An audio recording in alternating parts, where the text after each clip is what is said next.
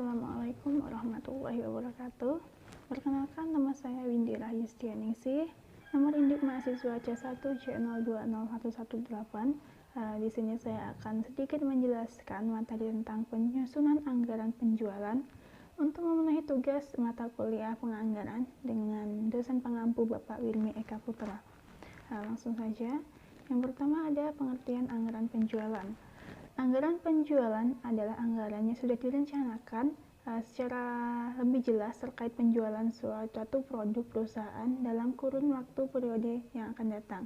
Di dalamnya akan mencakup rencana terkait jenis produk yang nantinya akan dijual, jumlah, harga jual produk per unitnya, serta waktu penjualan dan tempat atau daerah dilakukannya penjualan. Berhasil atau gagalnya perusahaan akan tergantung pada tingkat keberhasilan tim pemasaran dalam meningkatkan penjualannya. Penjualan adalah ujung tombak perusahaan dalam mencapai tujuannya, yakni mencari keuntungan secara maksimal. Untuk itu, anggaran ini harus disusun terlebih dahulu dan menjadi dasar dalam penyusun anggaran yang lain. Kesalahan yang terjadi dalam penyusunan anggaran ini akan menyebabkan kesalahan pada anggaran yang lainnya. Selanjutnya ada tujuan penyusunan dan fungsi anggaran penjualan. Tujuan anggaran penjualan agar bisa merencanakan anggaran secara tepat pada periode yang akan datang. Selain itu, anggaran ini juga memiliki tujuan lain, yaitu sebagai pedoman kerja, koordinasi, dan juga pengawasan kerja, serta sebagai dasar dalam penyusunan anggaran yang lainnya. Fungsi anggaran penjualan yang pertama, anggaran penjualan adalah dasar perencanaan atas kegiatan perusahaan pada umumnya. Yang kedua, anggaran penjualan sebagai alat koordinasi dan mengarahkan setiap pelaksanaan divisi pemasaran. Yang ketiga, anggaran penjualan sebagai alat pengorganisasian. Dan yang terakhir keempat, anggaran penjualan sebagai alat pengawasan bagi manajemen. Selanjutnya ada jenis anggaran penjualan. Di sini ada 5 jenis anggaran penjualan. Ada wilayah pemasaran, kelompok konsumen, jenis produk, kelompok wiraniaga, dan waktu terjadinya penjualan. Yang pertama ada wilayah pemasaran.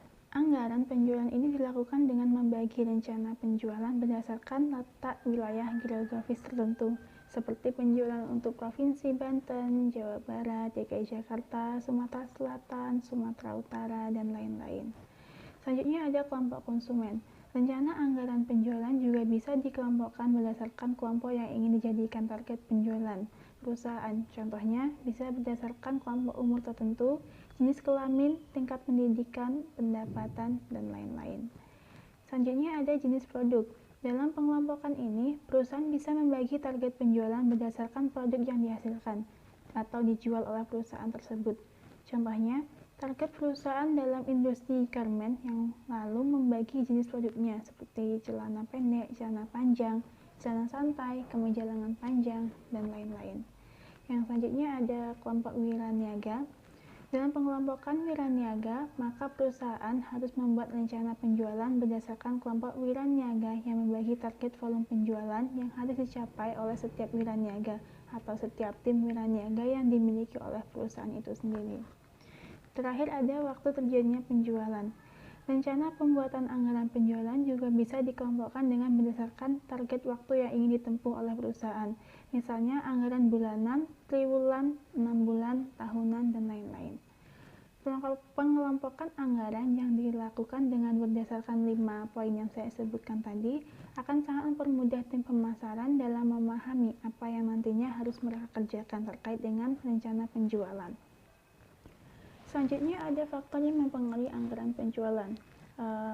Ada 8 faktor, yaitu faktor pemasaran, faktor keuangan, faktor ekonomis, faktor kebijakan perusahaan, faktor perkembangan produk, faktor kondisi politik, sosial budaya, pertahanan dan keamanan, faktor teknis, dan faktor-faktor lainnya. Selain dari 8 faktor tadi, terdapat 2 faktor lain yang mampu mempengaruhi penyusunan anggaran penjualan perusahaan menurut Tendi Harum dan Sri Rahayu, yaitu faktor internal dan faktor eksternal. Selanjutnya ada prosedur penyusunan anggaran penjualan. Dalam menyusun anggaran penjualan ini mencakup tujuan perusahaan, strategi perusahaan, serta ramalan penjualan. Untuk lebih jelasnya, ada beberapa langkah dalam penyusunan anggaran penjualan yang ditemukan oleh Gunawan Adi Saputro pada tahun 2001, yaitu penentuan dasar anggaran dan penyusunan rencana penjualan.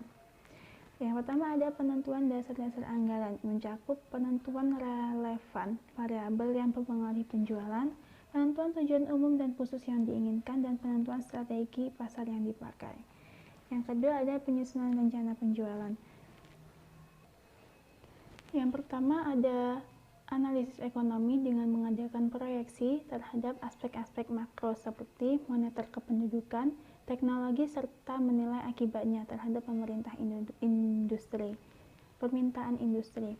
Yang kedua ada melakukan analisis industri. Analisis ini dilakukan untuk mengetahui kemampuan masyarakat menyerap produk sejenis yang dihasilkan oleh industri. Selanjutnya ada melakukan penanalisis prestasi penjualan yang lalu. Analisis ini dilakukan untuk mengetahui posisi perusahaan pada masa lalu. Dengan kata lain, untuk mengetahui market share yang dimiliki perusahaan di masa lampau. Yang keempat ada analisis penentuan prestasi penjualan yang akan datang. Analisis ini dilakukan untuk mengetahui kemampuan perusahaan mencapai target perusahaan di masa depan, dengan memperhatikan faktor-faktor produksi seperti tenaga kerja, kapasitas produksi, dan keadaan pemodelan.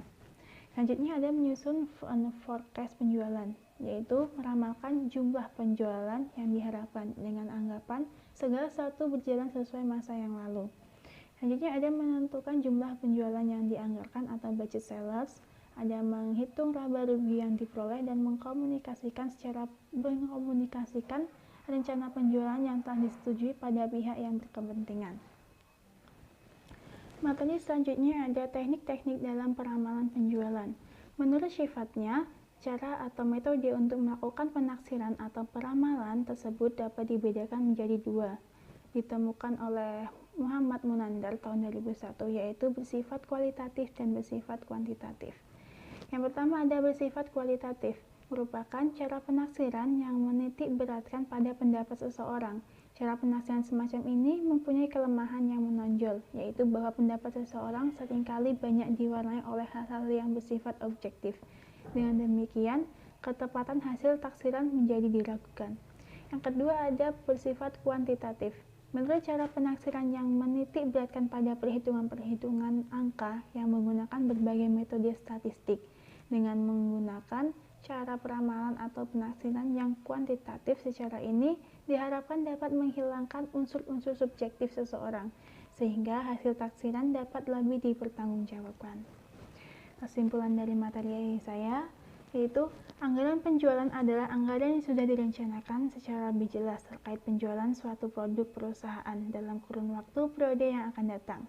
Anggaran ini harus dikelola dengan baik oleh manajemen perusahaan dan dicatat secara rapi pada laporan keuangan perusahaan, sehingga nantinya bisa dijadikan rujukan yang baik dalam menentukan kebijakan bisnis perusahaan di masa depan.